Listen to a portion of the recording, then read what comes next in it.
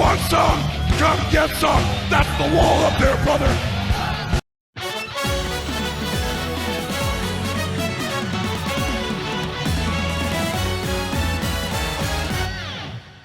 To the final gacha. Thank you, Comrade Gotchard, for this amazing year. Well, the final episode of Comrade Gotchard came and went, and just in my opinion, it stuck the landing. Not perfectly, I can say that. But this episode did exceeded my expectations because, hey, if you see my community notes, when I discover who's writing the final episode, I was, trepidatious a little bit. But hey, congratulations, Uchida! The episode itself felt big, with Garyon pretty much goldifying both Minato and Kyoka in the start of the episode, which kind of led our team to work on their own, which I loved. It pretty much left the semi-inexperienced main writers alone with no adults to really rely on, which is kind of a perfect representation of one of the main themes of the show, being the future. It's literally in the hands of the young folks, and the older people should help them from time to time, but they shouldn't be stopping them from achieving what the future should be. And having all three writers not only transform and finding their final form was just cool. It would have been cool to just see more of it, but fine. But also it was a strange decision for Garyon to bring back all three original kings. Here's the thing, it's not as much of a big deal as it, let's say, would have been if we gotten more of them. But also, if you bring them back, it's you bring back a less powerful version of them. You literally bring dolls that just look like them and maybe have some of their power sets. So I don't know what the trio of writers should have really felt like around that time. So we got a rematch between Garaija and Majade, Gigist and Valvarad, while Wind is here to pretty much say, hey, we can have just two deadbeat dads in one episode.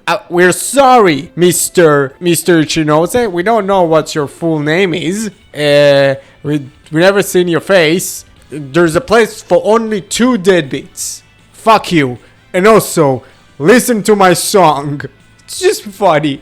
He gets a song. And it's huh? Why? Also, I've heard that Kemi story cast edition. Fuck. I wish that they actually played that one in the end of the episode, but we're going to talk about later. But the fight scenes were great. It actually kind of gave something for all of the characters to do. Again, even Wind, and also it gives something for Renge Sabio to do and actually save the Yakuza, the last remaining members of the Yakuza, and Bootleg Banjo, which seemed that they changed their perspective about the alchemists. And Kachiki was there too.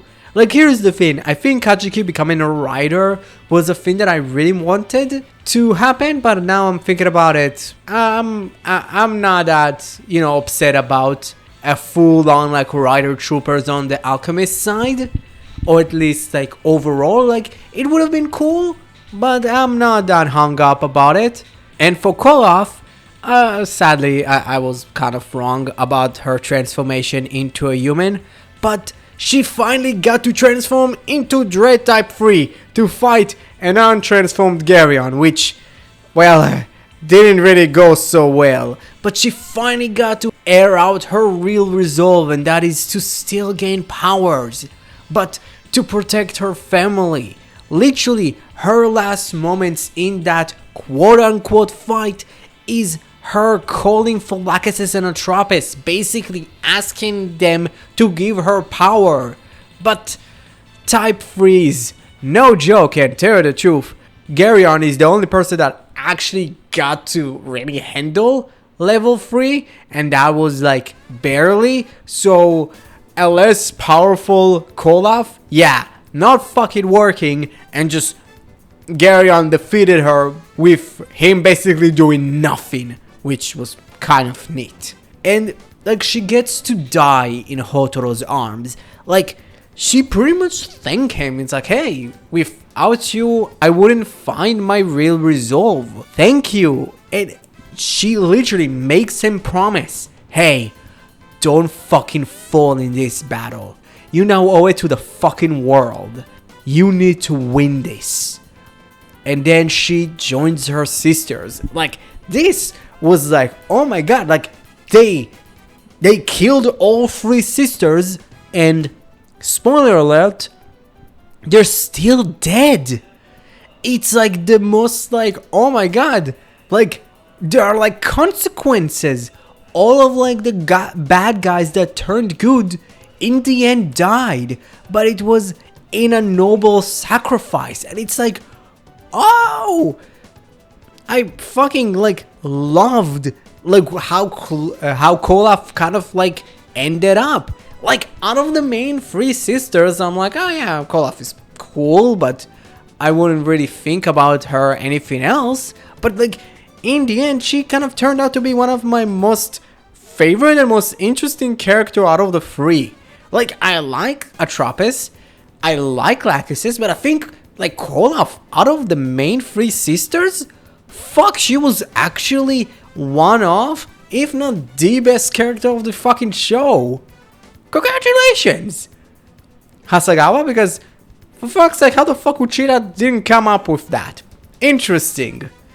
And having Hotoro pretty much being tied to Koloff does make sense, with both of their want of power is to protect people. And having her dying in his arms just makes sense. I love this. And like, I kind of wish we got slightly more of Koloff. Like, I think still one of my favorite episodes still that Uchida wrote is the Labyrinth episode. It was genuinely good. If we're already talking about Hotoro and his family, we really got, in my opinion, my favorite scene of the episode, where Hotoro really gets to have a conversation with his mom about being Gotchard. And his mom is being mad about him not telling her. Like, it is kind of like people would compare, it's like, oh, but like, she should know now what she's mad about it. She's not like mad because she didn't know. She fucking knew. I'm sorry to tell you, your mother, she knows more about you than what you fucking think, okay? It's way more about Hotoro never really telling her about it. And in my opinion, one of my favorite points of that conversation is just his mom tells him, hey, I'm not telling you to stop. Like, I understand you are on this kind of goal to really change the world. You come back, but you come back as the winner. Don't pull your punches. Like, this was fucking beautiful, because if you really think about it, Hotoro, from the beginning of the episode, from pretty much the beginning of the show, like, his entire thing is like, oh, I don't really know what to do. What's my thing?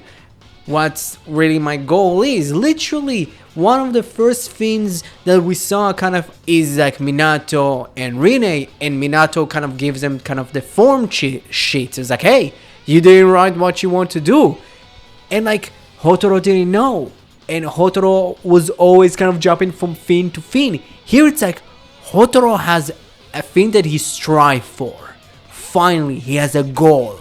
Like, this is like proper storytelling. Like, people kind of like misguide the show as just like, oh, it's bad. It's like, no, it has issues, but fuck, like, this show literally showed a character progression in not the, I would say, regular way. I just love it.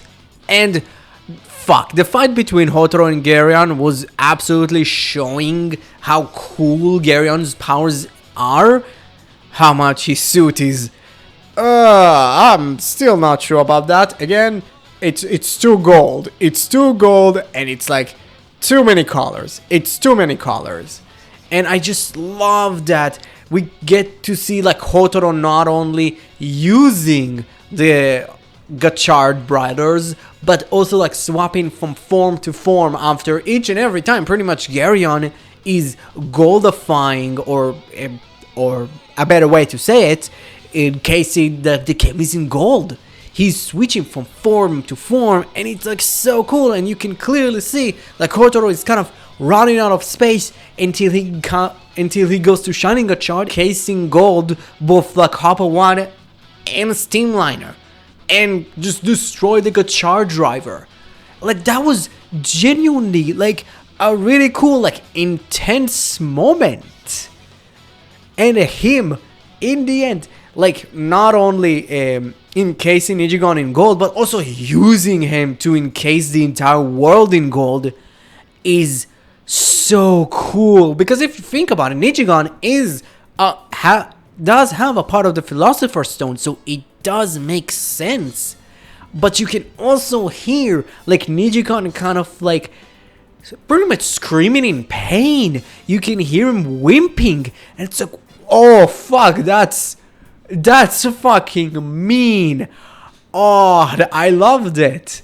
And it's just like that moment where pretty much the world is encased in gold and Garyon pretty much laughs his victory, and Hotoro starts moving, and he's like, how the fuck does that happen? It's like Hotoro literally pretty much say, hey, I believe in myself, which again, every other show would do that.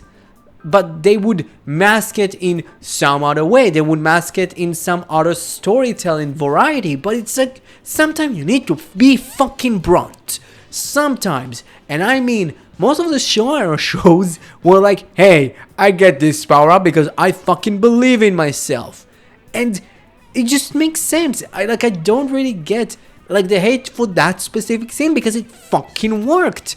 And also, Hotoro, still the fucking master and undisputed champion of the Sucker Punch, and he makes himself a fucking new Gotchard driver, which is just the Daybreak version, which is a nice fucking way to still promote that Daybreak Gotchard driver, now coming with the new upgraded Ultima Hopper 1 and Ultima Steamliner. And he transformed to Kamen Rider Gotchard Ultima, which Kemi story would have been cooler, but like I don't hate it. Again, like nothing about the Ultima Gotchard made it feel special. Like I think it is kind of cooler than, let's say, Realizing Upper and Almighty, because it really feels like Hotoro really came to that conclusion. He made that Gotchard driver because it is still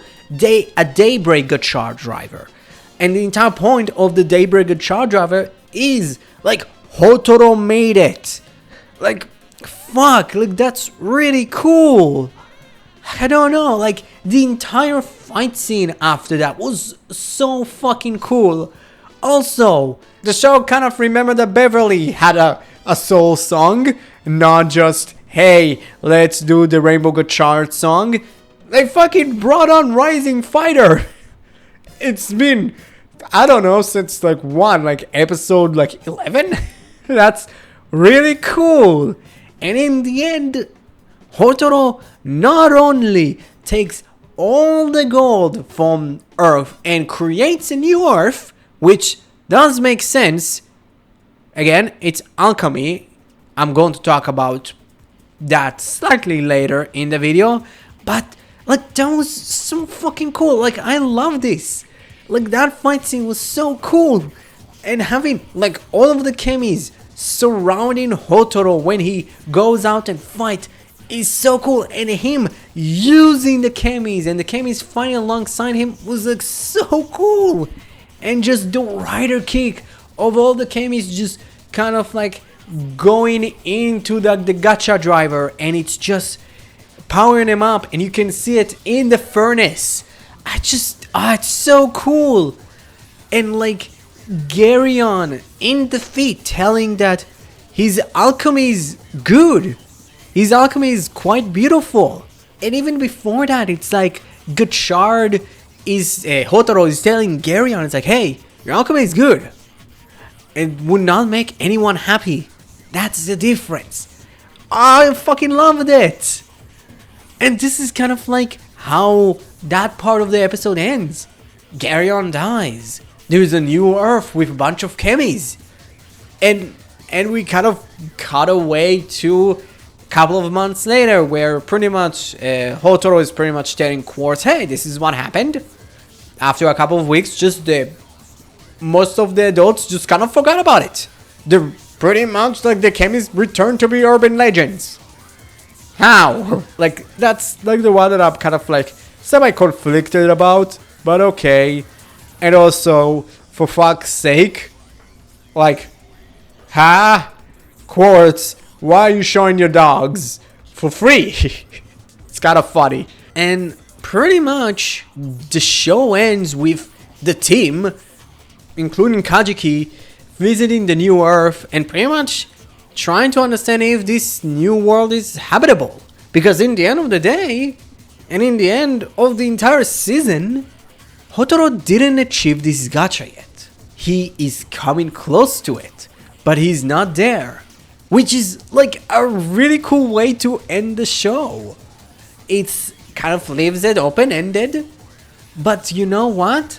With a V Cinema not being right now open, and I'm not sure what happened in the Daybreak kind of movie, like I'm not sure about the 100, like that's the one thing that I'm very much intent of not getting spoiled with this movie. Like, this is a perfect ending. I kind of don't want a V Cinema. I want like a crossover movie with Gav, and that's it.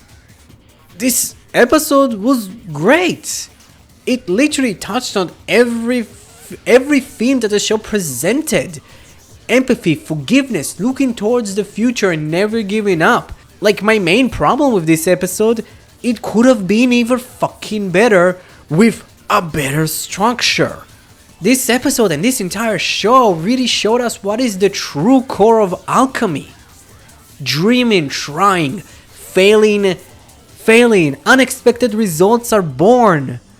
As results of failures, becoming useful in an unexpected way, trying again, failing, and finally being abandoned by the world and treated as a joke, but still believing in that dream and trying again and failing again and trying again. But in the end, you would achieve something.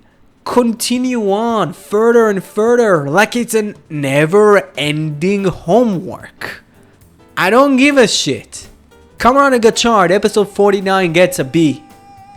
This was actually fucking good, but sadly, overall Gotchard gets a C+. The Legend Arc getting 3 episodes away from the main story, the 3 Kings being a thing way too late into the show's run, just hampered it. And I think if, like, let's say the Legend Arc would have been a spin-off, the 3 Kings would have gotten like the main stage, let's say from episode 32 or 31, and we get it, like we get like 2 episodes for like the dude, then the next 2 episodes we do Garaja, and we kind of like do the same episode with Garaja as her first 2, then we do Gigist, and we do kind of like 3 episodes with Gigist, which ended up with Hopper 1 dying, and kind of continue with the death of all of the chemis, that still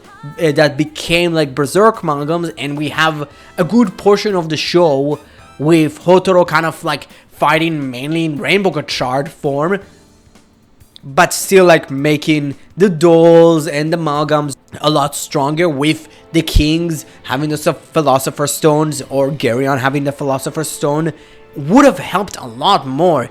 Again, we would have cut away from the Legend Arc, but we're gonna have a lot more for the main story. The Legend Arc kind of felt like a pit stop. It felt like a side quest. It didn't feel like a side quest like the regular old, like, you know, amalgam or cameo of the week. It literally felt like, oh, we are playing a Yakuza game. Oh, there is this dominatrix that can't really dominate. I need to teach her. Kind of like how much it was fun.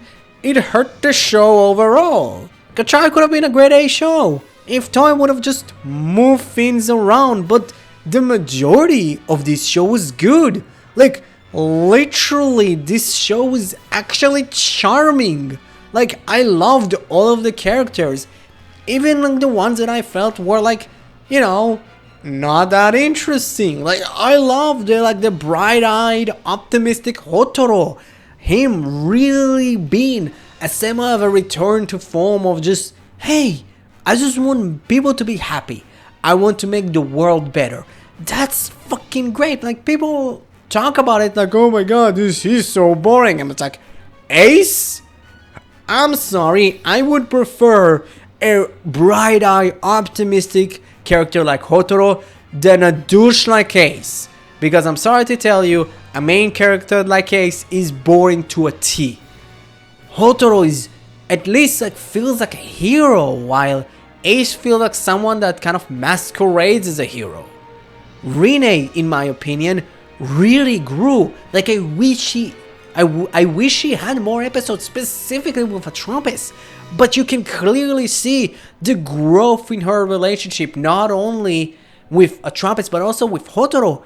And the way she looks at stuff is completely different from the girl that like is straight and narrow, everything by the book, to in the end making her own rules, protecting a Trumpet.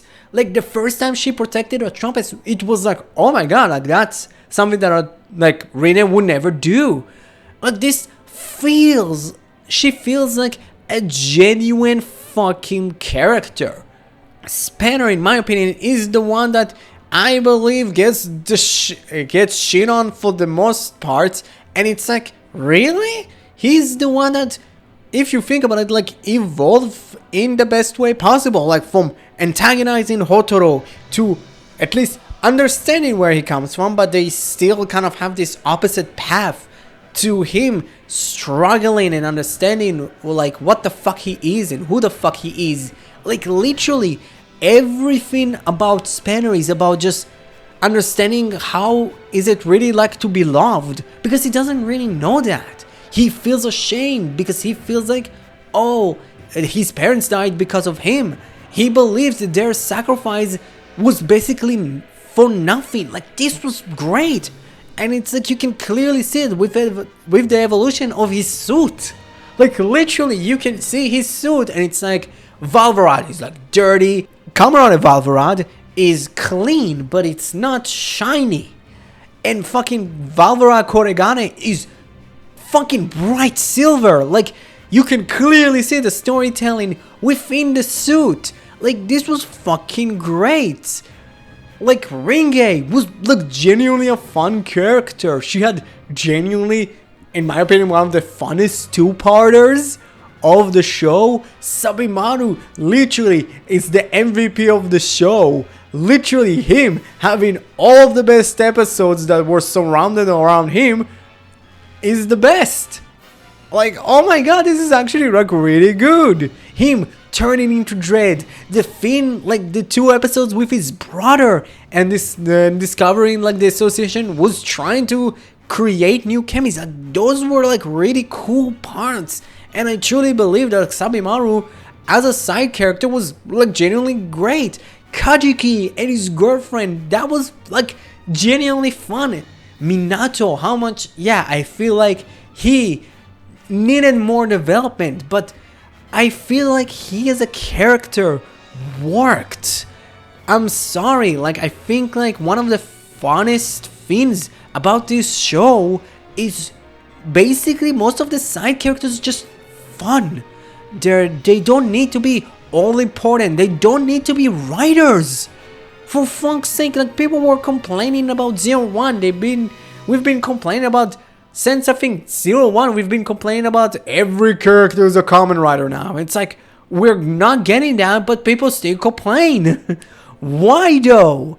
Like, this is insane.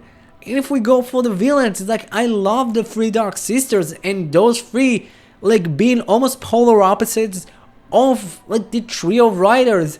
but they still have this same longing for the same thing that the main writers do. Koloff and Hotaro wanting to protect people, wanting to protect their beloved, wanting to protect their family. Rine and Atropos, pretty much Atropos being jealous of Rine's like relationship with her father, wanting that type of relationship with her own father, Garyon.